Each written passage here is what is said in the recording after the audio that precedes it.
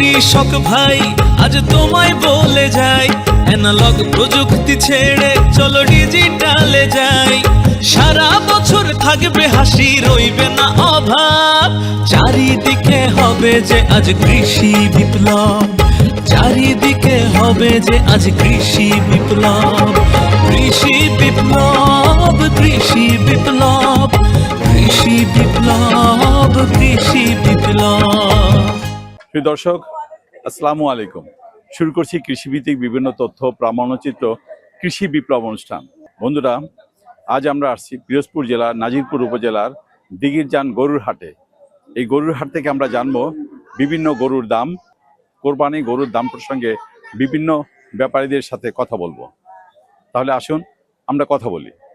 পিরোজপুর জেলার নাজিরপুর উপজেলার দিঘিরজান হাটে এই গরুটা আসছে।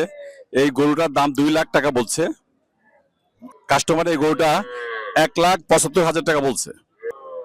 আচ্ছা, আপনি বলতে পারবেন এটা আনুমানিক গোস্ত কত কেজি হবে? আপনি বলতে পারবেন না, তাই তো? ব্যাপারী 1,80,000 টাকা হলে গরুটা বিক্রি করবে। আসসালামু আলাইকুম, কথা বলছি একজন গরু ব্যবসায়ীর সাথে। কি নাম আপনার? সাইদুল ইসলাম। আচ্ছা ভাইজান, এই গরুটার কত টাকা দাম চাচ্ছেন? 1,60,000। 1,60,000 টাকা দাম চাচ্ছেন। তো কত হাজার টাকা হলে বিক্রি করবেন?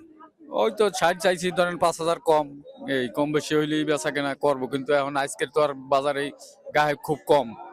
আজকে আজকে গায়ে খুব কম। গায়ে খুব কম।